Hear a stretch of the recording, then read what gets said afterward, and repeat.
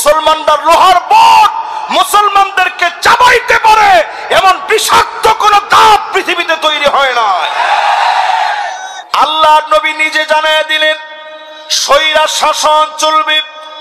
আজ পৃথিবীর দিকে তাকায় দেখে 2 কোটি মুসলমান মার খাচ্ছে, 20 কোটি মুসলমানের মাথার উপরে ছাদ নাই, শরণার্থী হয়ে গেছে।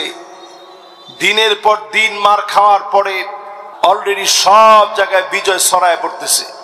নবীজি বলে গেছেন সিরিয়া 12 বছর মার খাবে।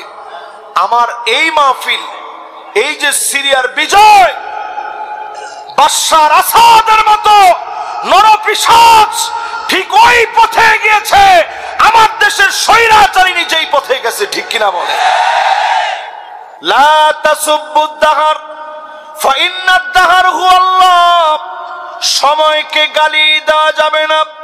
এই সময়কে যিনি নিয়ন্ত্রণ করেন, সময়ের যিনি মালিক, সময় ভালো যাচ্ছে না এই কথা বলা কবিরা গুনাহ।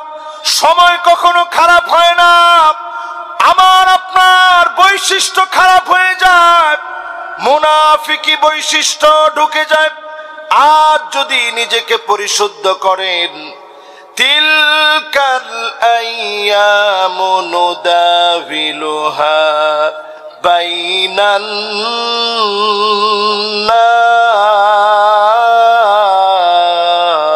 নাস। আল্লাহ পাক ঠিকই পরিবর্তন দিবেন। সময়ের কসম করে আল্লাহ বুঝায় দিলেন, এই সময়কে যদি আপনি কাজে লাগান, আগামী দিনে অবশ্যই যিনি আমাদেরকে কবুল করবেন তিনি কি? আমরা যারা মুসলমান, আমরা যারা আল্লাহকে পছন্দ করি, রসুলকে পছন্দ করি, ইসলামকে পছন্দ করি, আমরা বাংলাদেশে ভেসে আছি নাই, জন্মসূত্রে এই দেশে আমাদের জন্ম, ঠিক কিনা? আমরা কি ভেসে আসছি নাকি এই দেশে? আমরা জন্মসূত্রে এখানে আসছি।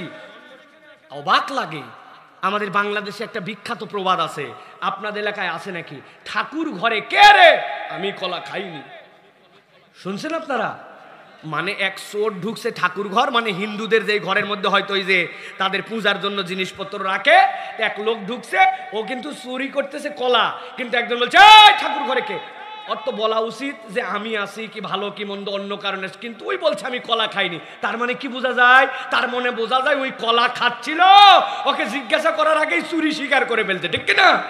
এখন যখন আমরা তাহজিব তামাদ্দুনের পক্ষে কথা বলি, মুসলমানদের আদর্শের পক্ষে কথা বলি, মুসলমানরা যে সমকামিতাকে বিশ্বাস করতে পারে না এটার বিপক্ষে কথা বলি, বইয়ের মধ্যে যে সকল অন ইসলামিক কালচার সৃষ্টি করা হয়েছে এর বিপক্ষে কথা বলি, পারিবারিক ভিত্তি রক্ষার জন্য বইয়ের মধ্যে যে সকল অসামঞ্জস্যপূর্ণ গল্প দিয়ে পরিবারকে ভিকটিম বানানো হচ্ছে এটার বিপক্ষে কথা বলি, তখন একদল লোক গায়ের মধ্যে এটা মেখে নিয়ে তারা বলতে শুরু করে হুজুরদের এই সকল কথা মেনে নেওয়া হবে না, আমরা এই দেশকে আফগানিস্তান হতে দিব না, উমুক হতে দিব না।